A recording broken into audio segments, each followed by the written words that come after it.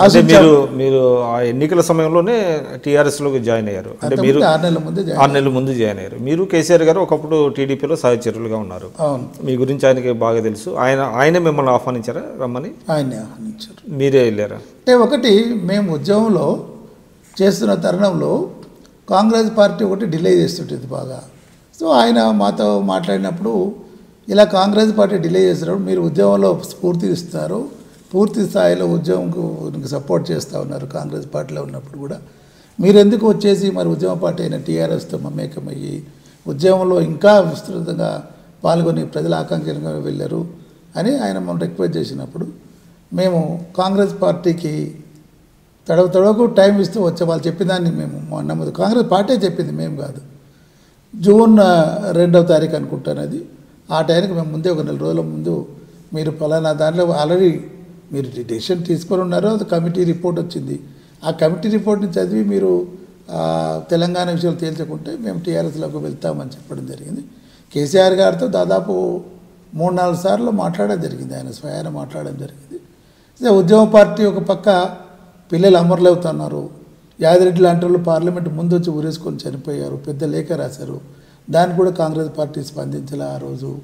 ఈ విధంగా పిట్టల్లాగా పిల్లలు అమరులవుతూ ఉంటే కాంగ్రెస్ పార్టీ నిమ్మకుండా ఒకసారి ఒక పెద్ద నాయకుడు మాట్లాడితే ఇదేమండి చనిపోతూనే ఉంటారు, అయితేనే ఉంటాయి ఈ ఉద్యమం, దాన్ని ఎవరు పట్టించుకుంటారు, 1969లో కూడా 300-400 చనిపోయారు, పట్టించుకున్నామా, ఏసీ పోతే రేతా మరితే రేతా చెందినోంకే బాద్ బుజ్జాతా అని చెప్పేసి ఒక పెద్ద మనిషి అన్నాడు.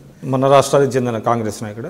లేదు, కేంద్రంలో ఉన్న అత్యంత ప్రతిష్టమైన పదవిలోని వ్యక్తి, ఇప్పుడు మొత్తం దేశానికే ప్రతిష్టమైన పదవిలో ఉన్నారు. కానీ నేను I don't want to take name, is మనకు గౌరవం. అంటే మీకు కాంగ్రెస్ పార్టీలో మీరు అప్పుడు ఎంపీగా ఉన్నారు 2014 ముందు.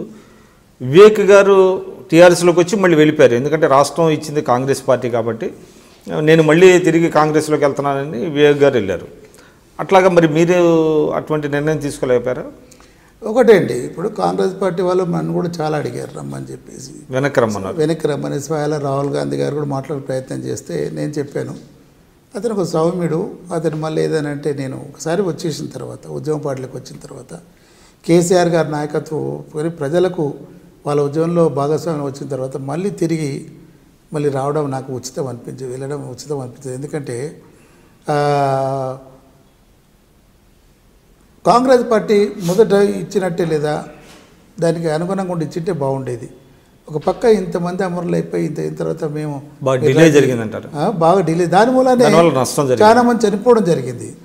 ఆ డిలే కాకుండా లేదా ఒకసారి మీరు తొలుత 2009 డిసెంబర్ 9న అనౌన్స్ చేసిన తర్వాత ప్రక్రియను పూర్తి చేసేసి మీరు 2013 దాకా డిలే చేయాల్సిన అవసరం లేకుండే.